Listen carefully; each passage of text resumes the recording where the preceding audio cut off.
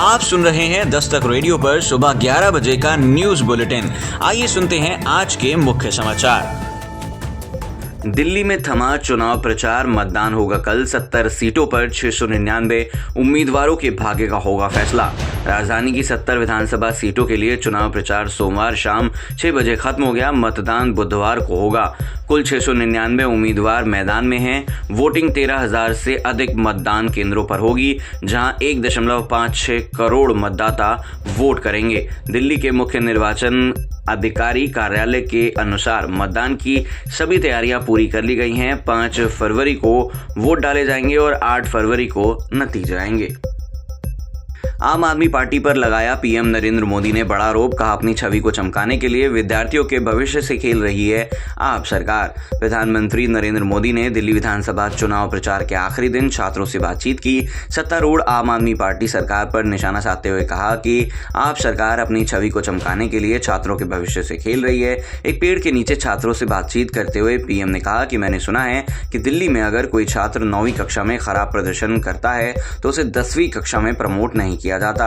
जिन बच्चों के पास होने की गारंटी होती है उन्हें ही 10वीं कक्षा में जाने दिया जाता है। आप सरकार यह सब इस डर से करती है कि अगर नतीजे खराब आए तो उनकी सरकार की छवि खराब हो जाएगी, इसलिए यह बड़ा बेईमानी का काम होता है। बांग्लादेशियों रोहिंग्याओं ने बदली दिल्ली की डेमोग्राफी। बांग्लादेश व म्यांमार के घुसपैठियों ने दिल्ली में आबादी के स्वरूप को बदल दिया है।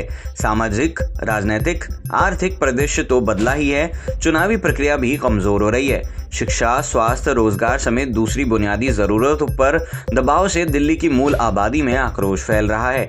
यह खुलासा जवाहरलाल नेहरू विश्वविद्यालय और Tata institute of social science की रिपोर्ट में हुआ है। दिल्ली विधानसभा चुनाव से पहले आम आदमी पार्टी के संयोजक अरविंद केजरीवाल ने भाजपा पर बड़ा आरोप लगाया है। उन्होंने कहा है कि ईवीएम में भाजपा गड़बड़ी कर सकती है।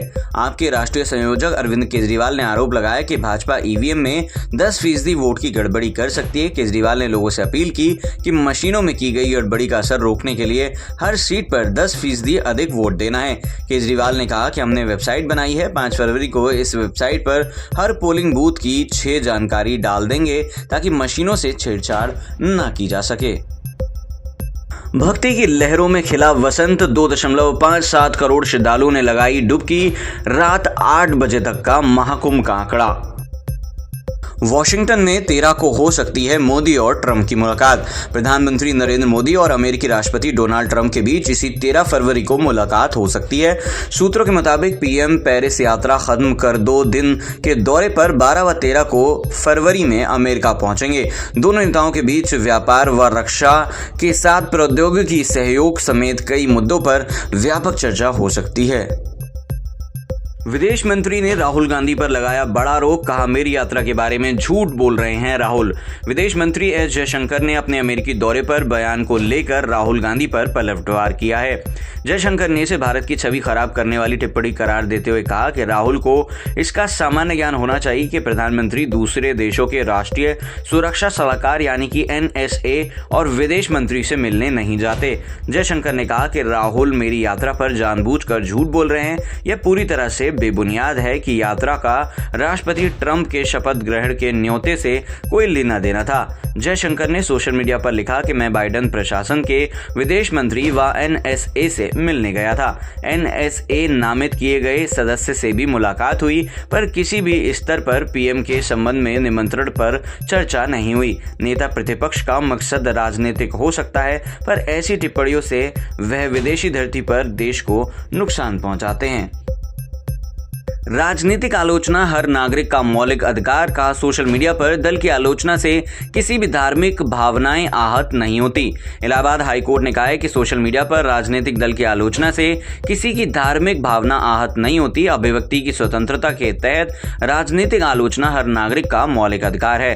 कोर्ट ने पुलवामा अटैक कहीं 2019 की तैयारी तो नहीं जैसी टिप्पणी करने वाले बुलंदशहर के आरोपी के खिलाफ दर्ज किया गया मुकदमा रद्द कर दिया। सुप्रीम कोर्ट ने की इलाहाबाद हाई कोर्ट को लेकर बड़ी टिप्पणी। कहा, इलाहाबाद हाई कोर्ट में लाखों मामले लंबित हैं और इन्हें देखते हुए सुप्रीम कोर्ट ने टिप्पणी करते हुए कहा कि वहां जजों के रिक्त पदों को भरने के लिए तत्काल कदम उठाए जाने की जरूरत है। जस्टिस जेबी पादरीवाला व जस्टिस आर महादेवन की पीठ ने कहा कि इलाहाबाद हाई कोर्ट के हर न्यायाधीश को करीब 15 से 20 हजार मामलों का निर्णय करने का काम सौंपा गया है, जबकि हाई कोर्ट आधी क्षमता से काम कर रहा है। केंद्रीय अल्पसंख्यक छात्रवृत्ति अघोषित रूप से हुई बंद। बजट में देश भर के लिए महज 635 करोड़ ही मिले। इससे पिछला बकाया ही निपटेगा, 2 साल से आवेदन भी नहीं।